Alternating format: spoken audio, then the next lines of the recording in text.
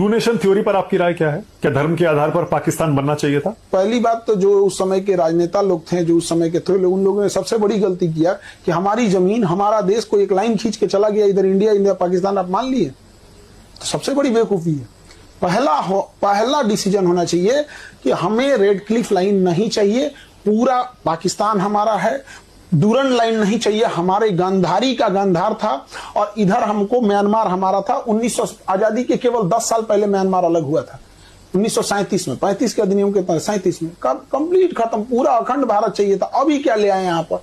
किसकी वजह से हुआ बंटवारा? उस समय जितने लोग थे सब जिम्मेदार थे, कोई एक आदमी नहीं। नहीं। लोग कहते हैं नेहरू जी की वजह से हुआ, कुछ कहते हैं गांधी की वजह से हुआ, कुछ कहते हैं जिन्ना की वजह से हुआ, एक पटेल ही थे, कुछ लोग कहते हैं।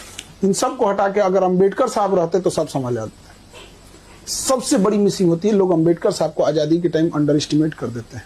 जिसने संविधान लिखा है, जिस संविधान की आप शपथ लेते हैं, उस संविधान के निर्माता को आप पूछते तक नहीं है। संविधान जब देश बनता है तो हम ये पढ़ते हैं, आप तो पैरवी करते हैं सरदार पटेल को होना चाहिए, आप एक आदमी पैरवी करता है जवाहरलाल नेहरू को होना चाहिए। हम ये पूछते हैं क्या इन दोनों से योग्य अंबेडकर साहब नहीं थे? आप इन्हीं से पूछिए कि आप दोनों से योग्य थे कि नहीं थे। अंबेडकर साहब वो व्यक्ति थे जिनके हाथ में था एक अलग देश बनाना। 1932 रैमजे मैकडोनल्ड प्रधानमंत्री, लंदन में बैठ के गोल में सम्मेलन चल रहा था, गांधी जी और वहां खड़े थे, वापस आए, इन्होंने कहा कि मुझे दलितों के लिए अलग देश नहीं चाहिए, बल्कि मुझे उनके लिए आरक्षण चाहिए ताकि मैं उनका उत्थान कर सकूं। क्या जिन्ना से कम पावरफुल थे अंबेडकर साहब? नहीं, उनकी देशभक्ति पे सवाल उठा देते हैं सब। अगर वो चाहते तो वो जैसे जिन्ना ने बनाया था बना सकते थे। सबसे योग्य कोई व्यक्ति था उस समय तो अंबेडकर साहब, जिसकी कोई उन्हीं को प्रधानमंत्री बनना बिल्कुल होना चाहिए। तो सब लोग एक्सेप्ट कर लेते, इवन जिन्ना भी एक्सेप्ट कर लेता, इधर इंडिया भी एक्सेप्ट कर लेता, लेकिन अपना पर्सनल ईगो में वो एक इंसान छोटी जाति से आता, वहां भी दिखा